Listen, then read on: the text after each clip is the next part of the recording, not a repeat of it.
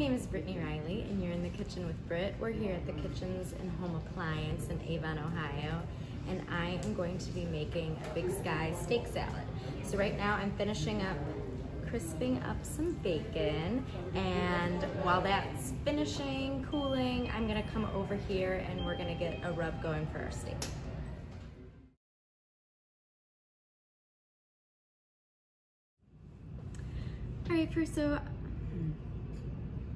All right, for our steak salad, we are gonna be using flank steak, which is great for entertaining because you can get, pound and a half, and it'll serve several people. One thing about it, even though it is a nice tender cut, it's a little bit fibrous. You can kind of see as you look at it that, just like with any steak, but definitely with flank steak, once we go to carve it, we want to be really making sure that we cut on the bias, which just means kind of against that grain.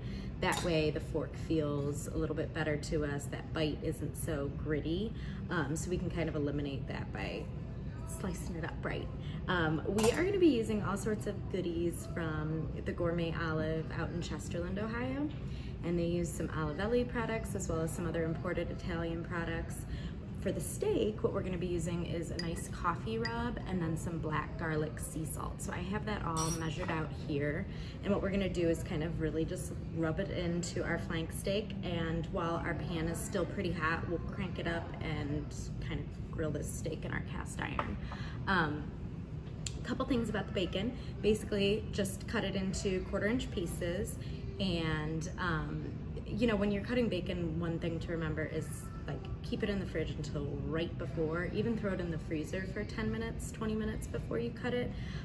That way it's not sliding around. The second that fat hits room temperature, it starts to get kind of relaxed, and you want to make sure that, it's not sliding and causing your knife to maybe slide or anything like that. So the colder it is, the easier it is to just slice right through.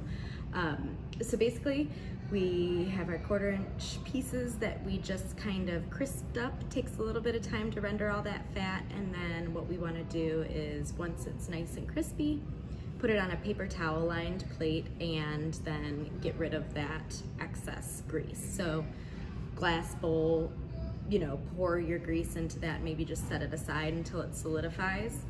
Then you can just scoop it and put it in the garbage. You don't want to ever put that down your drain. It will not be fun. So there's a little bit of bacon flavor in that pan already for our steak, but we got rid of all the excess grease and our crispy bacon is off to the side. The recipe will be at the end of this for all of the proportions and all that good stuff. But we'll go ahead and get this rubbed in on both sides.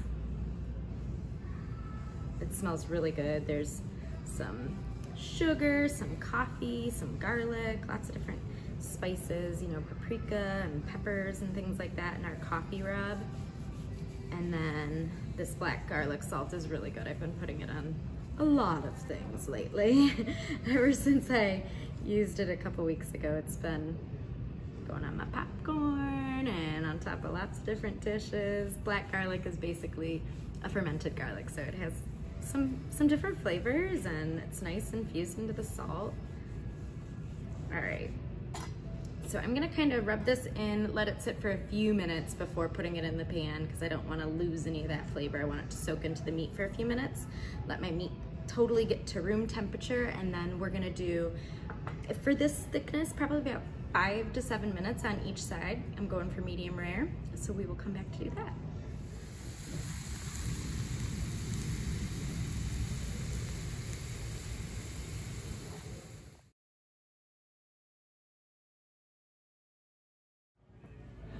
All right, so I did about 5 minutes on the first side, about 5 minutes on the second side, and I ended up putting mine into a 450-degree oven to finish for about 6 or 7 more minutes. I had the crust that I wanted going, plus with all of that rub on there, it was starting to smoke quite a bit, so just finishing it in the oven is perfect to get the internal temperature right. So now I have let it rest for close to 10 minutes. You always want to let your meat rest because you've kind of shocked it with the heat, and basically all of the juices run to the thickest part. And so what we want to do is have that redistribute, get all that juiciness and flavor throughout the whole piece. There's that grain that we were talking about. So I'm just gonna turn it and we'll carve that way against it. And I've had everyone in the building come up and talk about how good it smells in here right now.